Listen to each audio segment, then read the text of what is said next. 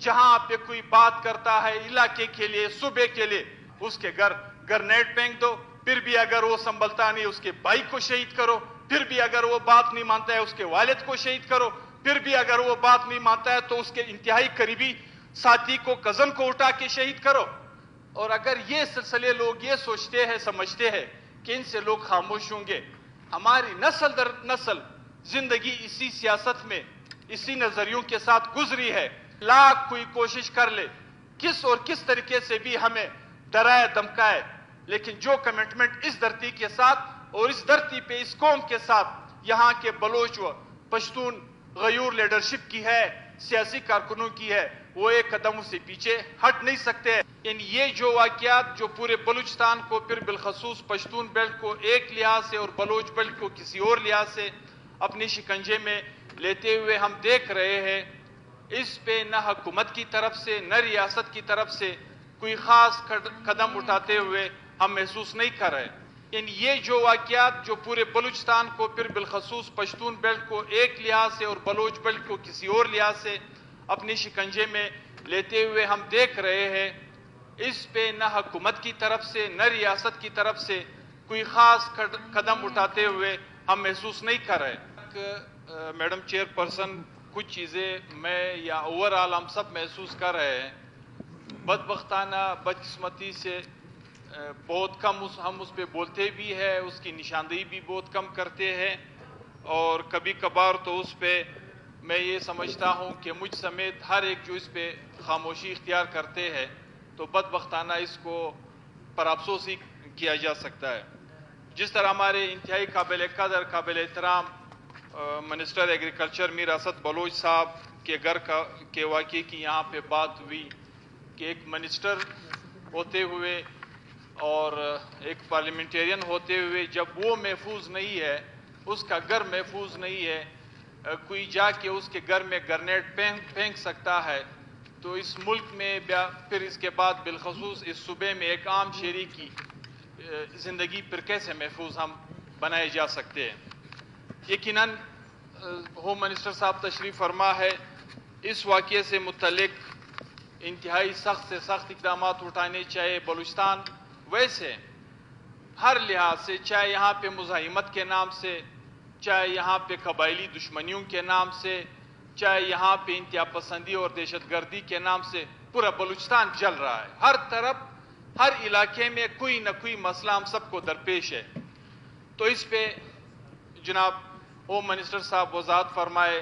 کہ اس طرح کے واقعات بالخصوص جب وہ پارلیمنٹیرین ہو، وہ منسٹر ہو، اس کا تدارک کیسے ممکن بنایا جا سکتا ہے۔ دوسری بات میڈم چیئر پرسن، چمن میں 3 دن پہلے، شاید پرسوں ترسوں اس پہ بات ہوئی ہے یا نہیں ہوئی ہے مجھے پتہ نہیں ہے، دہشت گردی کے 2 واقعات ہوئے، 2 ہمارے لیوی سپاہیوں کو، رحمت اللہ اور سمیع اللہ کو شہید کیا گیا، اور اس واقعے کی قبولیت بھی ایک دہشت گرد اور انتہا پسند تنظیم نے قبول بھی کی۔ یہ جو واقعات جو پورے بلوچستان کو، پھر بالخصوص پشتون بیلٹ کو ایک لحاظ سے اور بلوچ بیلٹ کو کسی اور لحاظ سے اپنی شکنجے میں لیتے ہوئے ہم دیکھ رہے ہیں، اس پہ نہ حکومت کی طرف سے نہ ریاست کی طرف سے کوئی خاص قدم اٹھاتے ہوئے ہم محسوس نہیں کر رہے۔ اسی طرح کے واقعات میڈم چیئر پرسن آپ کے جوب میں ہوئے، اسی طرح کے واقعات آپ کے ہرنائی میں ہوئے، لیکن ایک بات میں انتہائی افسوس کے ساتھ مجھے آج اس فلور پہ کہنا پڑ رہا ہے، یقیناً بحیثیت مسلمان یہ ہم سب کی اخلاقی، مذہبی، عقیدے کے لحاظ سے فرائض میں سے شامل ہے، ہم سب پہ فرض بنتا ہے کہ جہاں پہ بھی جو بھی لوگ، جس بھی عقیدے سے تعلق رکھنے والے لوگ قرآن پاک کی بے حرمتی کرے، اس کو جلائے، نہ ہم صرف یہ کہ اس کی مذمت کرتے بلکہ ہم تو یہاں تک کہتے ہیں کہ ان کے ساتھ ہر قسم کے تعلقات منقطع ہونے چاہیے۔ جہاں پہ بھی ہمارے پیغمبر نبی صلی اللہ علیہ وسلم سے متعلق کوئی گستاخی سامنے آتی ہے، اس کی نہ صرف مذمت ہونی چاہیے بلکہ ان کے ساتھ ہر قسم کے تعلقات منقطع کرنے چاہیے۔ ہمیں پتہ ہے کہ یہ ایک عالمی سازش ہے مذاہب کو مذاہب سے لڑانے کے لیے، لیکن چونکہ ہمارا قرآن ہمیں یہ درس نہیں دیتا ہے کہ کوئی اگر قرآن کو جلائے تو آپ اس کے مذہبی کتاب کو جلائیں، کوئی اگر خدا نخواستہ ہمارے پیغمبر سے متعلق کچھ کہے تو ہم اس کے پیغمبروں سے متعلق کچھ کہے۔ قرآن ہمیں یہ سکھاتا ہے، ہمیں یہ بتاتا ہے، ہمیں یہ ہدایات دیتے ہیں کہ آپ کسی کے مذہب کو برا بلا نہ کہے، کسی کے پیغمبر سے متعلق خدا نخواستہ توبہ نعوذ باللہ کچھ برا بلا نہ کہے، کسی کے کتاب سے متعلق نہ کہے، تو اسی وجہ سے پھر وہ آپ کو بھی نہیں کہیں گے۔ لیکن پاکستان کی سطح پہ یہ نوٹس تو لیا جاتا ہے کہ سویڈن کے دفتر خارجہ کے لوگ اس کے سفیر کو بلا کے اسے احتجاج کرے، اس کو مراسلہ لکھ لے، لیکن جب خیبر میں علی تانہ مسجد کو بم سے اڑا دیا جاتا ہے، اس میں ایک نہیں دو نہیں کئی قرآن پاک جلائے جاتے ہیں، اس میں ایک مسلمان کا قتل کیا جاتا ہے، اس قرآن پاک پہ نہ صرف یہ کہ وہ جلتے ہوئے ورق لوگ ان کے اوراق لوگوں کو ملتے ہیں، بلکہ اس کے خون پہ بھی خون کے جو سے لت پت وہ اوراق بھی لوگوں کو ملتے ہیں۔ یعنی ایک جگہ پہ تین کام ہوتے ہیں۔ ایک تو اللہ کے گھر کو بموں سے اڑایا جاتا ہے، جس کا کسی بھی لحاظ سے کسی بھی حوالے سے کوئی ہمیں یہ نہیں بتا سکتا ہے کہ ہمارا دین، ہمارا مذہب، ہمارا اسلام ہمیں یہ اجازت دیتا ہے کہ ہم اللہ کے مقدس گھر کو اس طرح دہشت گردی سے اڑا دیں۔ ساتھ ہی میں وہاں پہ ایک مسلمان کا قتل کیا جاتا ہے، حالانکہ قرآن ہمیں یہ کہتا ہے کہ آپ ناجائز کسی انسان کا قتل نہیں کر سکتے ہو، اگر تم کرتے ہو تو تمہارے لیے جہنم ہے اور ہمیشہ کے لیے ہے۔ اور قرآن نے یہ بھی نہیں کہا کہ مسلمان، قرآن نے یہ کہا ہے کہ اگر آپ کسی انسان کو ان کی زندگی بچائیں گے تو سمجھو آپ نے انسانیت کی زندگی بچا لی۔ ہم ایک جگہ پہ ایک تو خدا کے گھر کو شہید کرتے ہیں، ساتھ ہی اس میں ایک مسلمان کو قتل کرتے ہیں، شہید کرتے ہیں، اور ساتھ ہی وہاں پہ ہمارے احادیث کے کتب سے لے کے ہمارے قرآن پاک تک اس کو ہم جلا بھی دیتے ہیں، اس کی بے حرمتی بھی کرتے ہیں۔ لیکن اس کے لیے نہ کوئی مذمت اور نہ اس طرح کے واقعات میں ملوث تنظیموں کے خلاف کوئی کارروائی، اور بدبختانہ نہ ملکی سطح پہ مذہبی جماعتوں کے لحاظ سے اس کی کوئی سرزنش ہم نے دیکھی ہے۔ سویڈن کے معاملے پہ تمام کے تمام لوگ ریلیاں بھی نکالتے ہیں، جلوس بھی نکالتے ہیں، لیکن چمن سے لے کے پشین تک، لوریلائی تک، ایون اگر آپ تھوڑا اس طرف جائیں گے افغانستان تک، کابل سے لے کے کندہار تک، کسی امام بارگاہ میں، کسی مسجد میں خدا کے گھر کو جلایا بھی جاتا ہے، اڑایا بھی جاتا ہے، مسلمانوں کا ناحق خون بھی کیا جاتا ہے۔ اس کے متعلق نہ حکومتی سطح پہ اور نہ سیاسی اور مذہبی لحاظ سے کوئی ریلی اور کوئی جلسہ اور جلوس نکلتا ہے۔ اور نہ میں ایک بات کہوں، یعنی میں تو کہتا ہوں کہ ہر سوسائٹی کو، ویسے کہ مسلمان ہم سب ایک سوسائٹی ہے، لیکن جو ہمارے وہ امام جو ممبر پہ بیٹھے ہوئے ہوتے ہیں، کم سے کم جمعے کی خطبات میں اس طرح کے واقعات کی نہ صرف یہ کہ مذمت بلکہ اس پہ دلیل دے دے، اپنے مسلمانوں کو کنونس کر دے کہ یہ جو کچھ ہمارے خطے میں ہو رہا ہے، جس طریقے سے ہو رہا ہے، 40 سال سے تو ہم ایک اعلان غیر جنگ میں پنسے ہوئے، ہر طرف سے ہمارا خون بہہ رہا ہے، اور یہ جو سلسلہ اس وقت ہمارے مساجد تک پہنچا ہے، ہمارے مدارس تک پہنچا ہے۔ یعنی باجوڑ میں میڈم چیئرپرسن جس وقت مولانا نور محمد کو شہید کیا گیا، ان کے ساتھ کم و بیش کئی حفاظ قرآن ساتھ بیٹھے ہوئے تھے، ان کو شہید کیا گیا، ان کے ساتھ ان قرآن پاک کو شہید کیا گیا، لیکن اس کا کوئی نوٹس نہیں لیا جاتا ہے۔ ریاست پہ ہم کیا بات کریں جناب میڈم چیئرپرسن؟ جب بات یہاں پہ 79 سے شروع ہوئی تو اس جنگ کو، اس درپدری کو اپنے لیے اسٹریٹجک ایسٹ کا نام دے کے ہمارے لوگ اس پہ کود پڑے۔ یہ واقعات جب چلتے رہے، نہ صرف یہ کہ ایک ہمسایہ ملک کو تباہ و برباد کیا گیا، بلکہ ان کے اثرات سے اپنے آپ کو بھی محفوظ نہیں کیا۔ ان کے اثرات سے یہاں پہ یہ جو آج ہر روز ہم بات کرتے ہیں، یہ ہیروئن کلچر، یہ اسلحہ کلچر، یہ منشیات کلچر، یہ ڈکیتی کلچر، یہ قتل و غارت گری کلچر، یہ سارے وہ اثرات جو ہمارے ہاں ہم سب پہ پڑ گئے۔ اس کے بعد جب 9/11 ہوا تو پھر کہا گیا کہ ہماری پالیسی تبدیل ہو گئی، ایک لائن کھینچی گئی ہمارے سامنے دنیا والوں نے، یہ دہشت گرد ہے، یہ انتہا پسند ہے، ان سے ہر صورت میں لڑنا ہے، ان سے جان چھڑانا ہے. لیکن ابھی اس جنگ میں جب ہم نے جرنیل سے لے کے سپاہی تک، لیویز تک، پولیس تک، پولیٹیکل ورکر تک، خاص کر پولیٹیکل جماعتوں کے لیڈرز اور ان کے ورکرز تک، بالخصوص میں نام میں لیتا ہوں عوامی نیشنل پارٹی کے ہزاروں نہیں کئی ہزار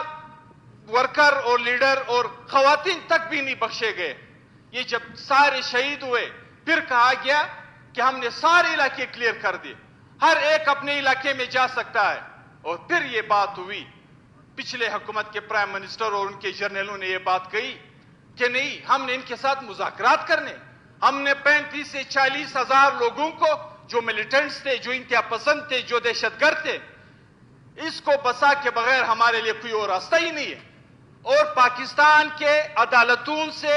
سزا یافتہ مجرموں کو چھوڑ کے ان کے حوالے کیا گیا. بڑے بڑے نام اس میں شامل تھے، انتہا پسندی اور دہشت گردی میں انوالو تھے، ان کو چھوڑ کے ان کے حوالے کیا گیا.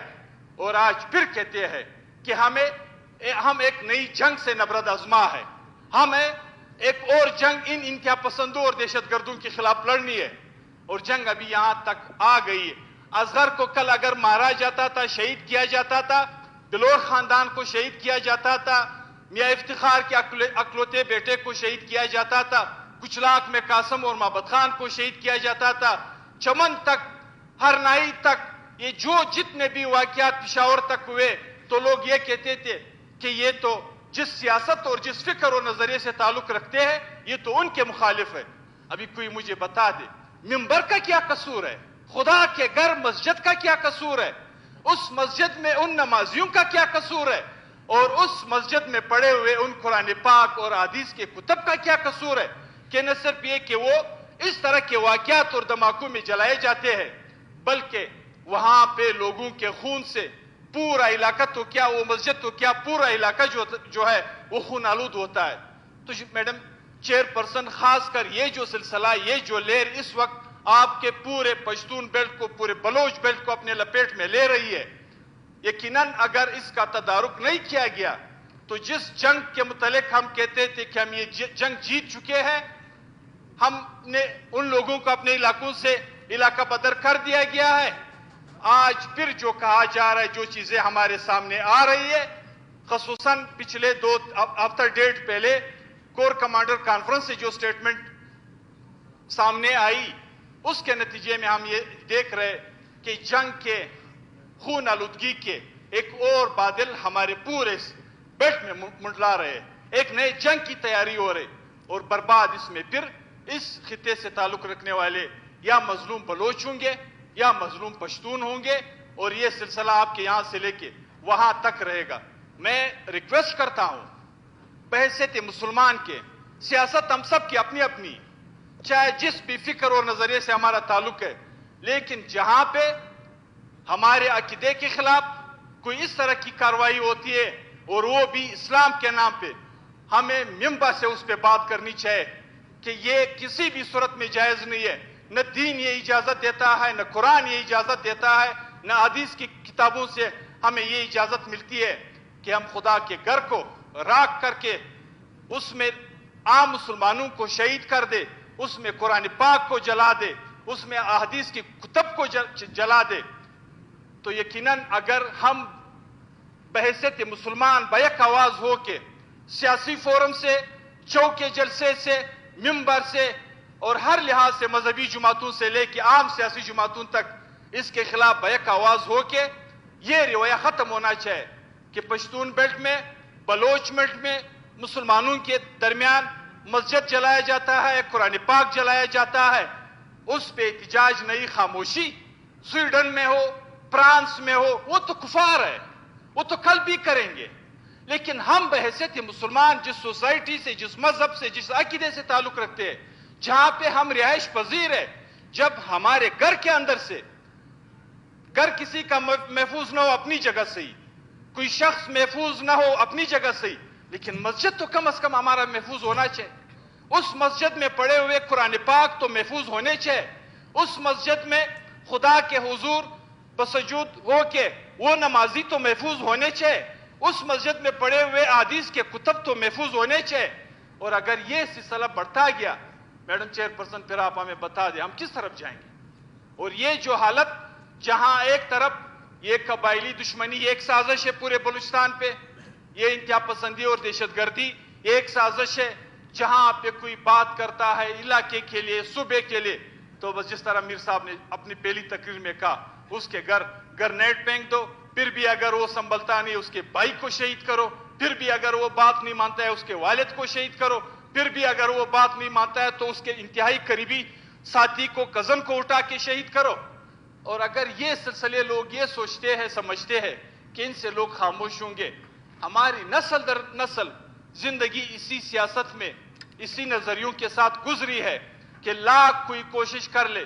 کس اور کس طریقے سے بھی ہمیں ڈرائے دمکائے، لیکن جو کمٹمنٹ اس دھرتی کے ساتھ اور اس دھرتی پہ اس قوم کے ساتھ یہاں کے بلوچ و پشتون غیور لیڈرشپ کی ہے، سیاسی کارکنوں کی ہے، وہ ایک قدم سے پیچھے ہٹ نہیں سکتے. لیکن ہمیں تباہ کرتے کرتے آپ جس نیت اور جس سوچ سے یہ سلسلے